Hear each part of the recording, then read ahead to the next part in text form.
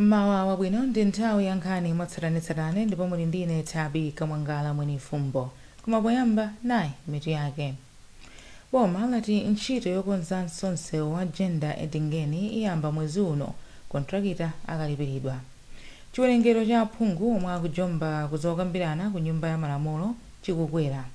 Ndipo mu nkhani za masewero, timu ya mpira wa miyendo ya dziko lino ya akazi ikupitiriza zokonzekera mpikisano wa WAFCON. Tili ndi izi komanso zina zambiri, tikhale limodzi. Nduna ya mtengatenga Jape Mhango yati ntchito yokonza msewu wa ndalama zokwana 96 billion kwacha kuchokera kwa agenda kudutsira ku Embangweni kukafika ku Edingeni iyamba mwezi uno, boma likapereka ndalamazi kwa kontrakitala. Ndunayi yalankhula izi pamene imayendera msewuwu potsatira kuti kontrakitala CR20 anayimitsa ntchitoyi chifukwa choti boma limalephera kupereka ndalama. Bertha Charles walemba ripoti lomwe wawerenga ndi Chimwemwe Maseko. Mhango anayankhula izi pomwe anayendera ntchito yomanga msewu yomwe inayimakaye kontrakitala CR20 atachoka pamalo a ntchitowa kamba kakusapatsidwa ndalama za ntchitoyi mu nthawi yake. Mhango kenako anapemphanso kontrakitalayo kuti agwire ntchito yapamwamba pomanga msewu pofuna kuti msewu ukhale wolimba. Anthu akuno akaudandaula, MP akuno former vice president akaudandaula, komanso mafumu inkosema kusakaudandaula. Bora kuna disaster kuti ayi msadandaule msewu umene project imene ipitirira. Tiyana kuti tikufuna kuti msewu sabitire muna contractor wanatachoka kale. Mkulu wa Roads Authority Engineer Joel Longwe anati kontrakitala wa ntchitoyi CR20 akuyembekezeka kubwerera pamalo a ntchitowa nkhani zonse zokhudza malipiro a ntchitoyi zikatha. Alongwe anati ntchitoyi ikuyembekezeka kutenga miyezi yokwana 24 kuchokera pomwe kontrakitalayo ayambire ntchito. Kontrakita panantina nditina tumene tosamwitsa makamaka nkhani ya malipiro. Ndiye kontrakita anayamba timati slow down. Anayamba kuchepesa ntchito zija ndi kuyima. Koma lero tili kuno kontrakita watsinza kuti kuyambira alolemba sabata mawa ayamba sugwira ntchitoyo akudika kuti boma limpase ndalama zake. Phungu wa nyumba ya malamulo yemwenso ndi wachiwiri wakale kwa mtsogoleri wa dziko lino Akhumbo Kachali anati kuyipa kwa msewu kukusokoneza ntchito za malonda komanso miyoyo ya anthu okhala mozungulira msewu. Msewu umenewu nthawi ya mvulayi anthu tavutika kwambiri, timalephera kuyenderana kuchoka ku Edingeni kupita ku Embangweni, kuchoka ku Embangweni kubwera kuno. Koma lero kuti anduna abwera aonanso mmene msewu ulili, atipasa chiyembekezo ndipo ndi chikhulupiriro kuti msewu umenewu tsopano ukonzedwa. Ntchito yomanga msewu wa Jenda Embangweni Edingeni womwe ndi wotalika makilomitala 39 inayamba mwezi wa Juni chaka cha 2025 koma inayima pakatipa kwa miyezi yoposa 9 kamba kankhani za chuma. Boma ladandaula kamba ka kuchuluka kwa aphungu omwe akujomba ku muzokambirana makamaka za ku nyumba ya malamulo, ponena kuti izi zikusiya madera ena opanda owayimira pa nthawi yomwe kuti zokambirana zokhudza miyoyo yawo. Dandauloli ladza patatha sabata ziwiri sipikala wa nyumbayi Samia Suleiman atachenjezanso aphungu omwe akulandira ndalama za alawansi ngakhale asakupezeka pa misonkhano ya nyumbayi. Zambiri mulipoti la Clever Mwale koma akuwerenga ndi Grace Alinafe Makawa. Lachisanu wachiwiri kwa mtsogoleri wa nyumba ya malamulo Shadrack Namalomba anati ngakhale kuti nyumbayi yakhala ndi masabata opindulitsa, kupezeka kwa aphungu ndiye kunali vuto lalikulu.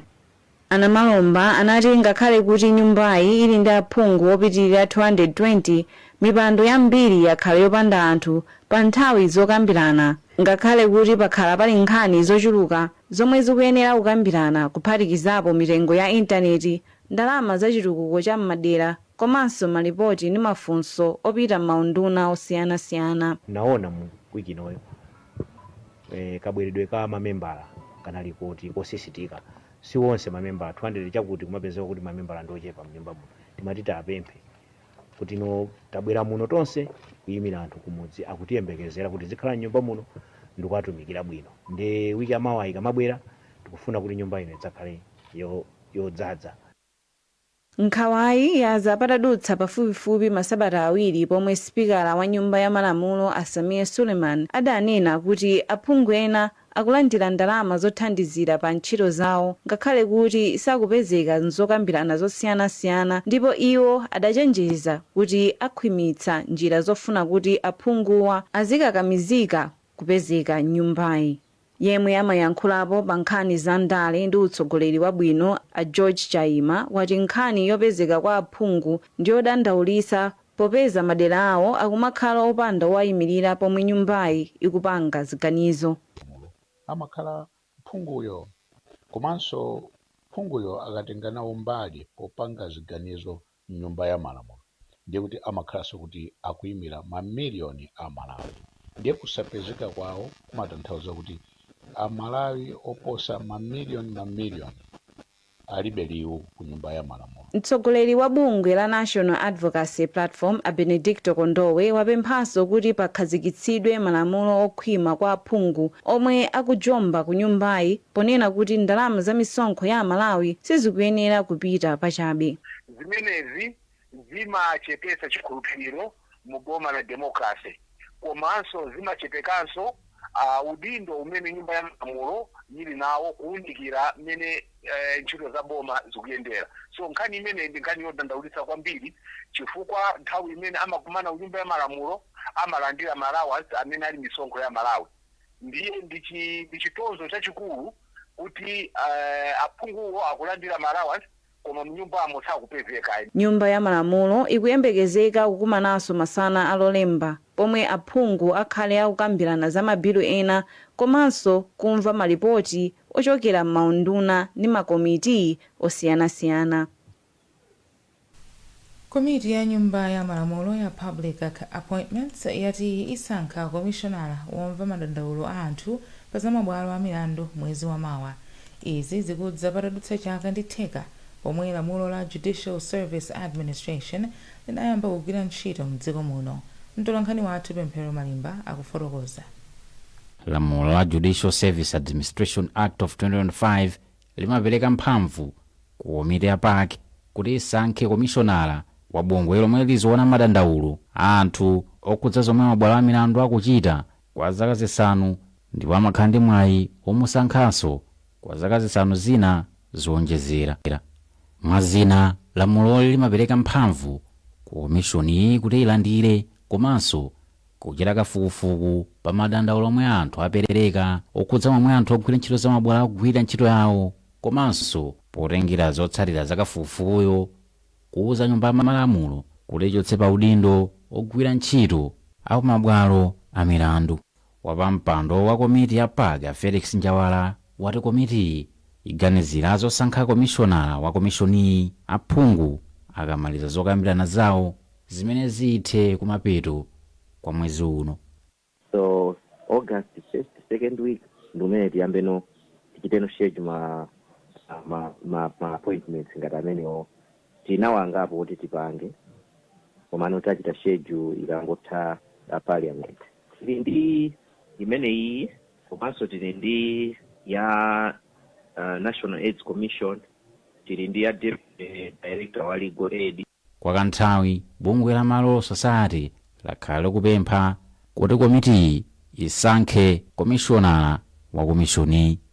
Wapampando wa bungwe la Malawi Society ya Davis Njofu wati kusowa kwa ntchito za komishoni komanso Judicial Service Commission zikuphinja Malawi amene ali ndi madandaulo ndipo akufuna chilungamo pokhudzana ndi momwe ogwira ntchito za mabwalo a milandu amagwirira ntchito yawo. Zokhudza kuti padakali pano ndiye kuti anthu mwina madandaulo awo okhudzana ndi kagwiritsidwe ntchito ka makhoti atisowa kwenikweni kuti kumene angapite ndikuti kuti mwina mwake kukatha kumva madandaulo komanso nkuwatsatira kuti mwina mwake nkupezeka mutu weniweni wa zochitika. Chikhala ndithu choti patsa chilimbikitso atakhala kuti apaki akwanitsa mawu amene akunena kuti asankha panopa. Kukhazikitsidwa kwa Independent Complex Commission of the Judiciary ndi mbali imodzi yakusintha kwa malamulo oyendetsa ntchito za mabwalo a milandu kumene kudachitika posachedwa apa. Sipikala wa nyumba ya malamulo Asame Suleiman watsimikiza kuti phungu wa dera lakumwera mboma la Phalombe ati aone Henry wachita ngozi loweruka. malinga ndi a Suleiman na Henry akulandira thandizo pa chipatala china mu mzinda wa Lilongwe atavulala mkono pa ngoziyo. Iwo ati a Henry achita ngozi pamene amapita ku Lilongwe kukatenga nawo mbali pa zokambirana za nyumba ya malamulo.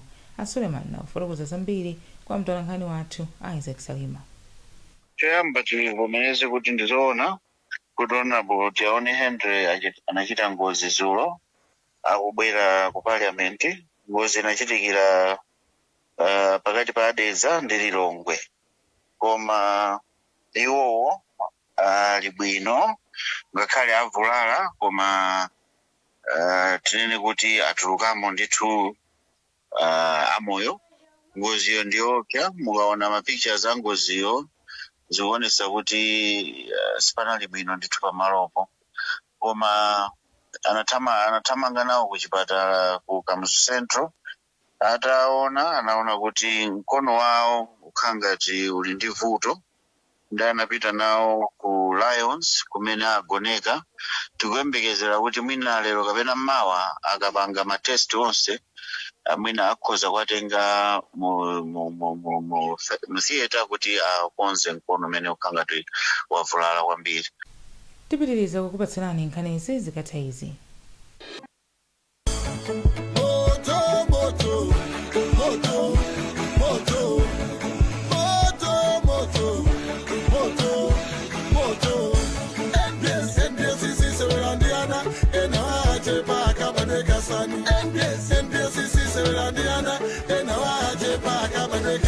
Palibeso banki na yomwe imafika paliponse ngati NPS.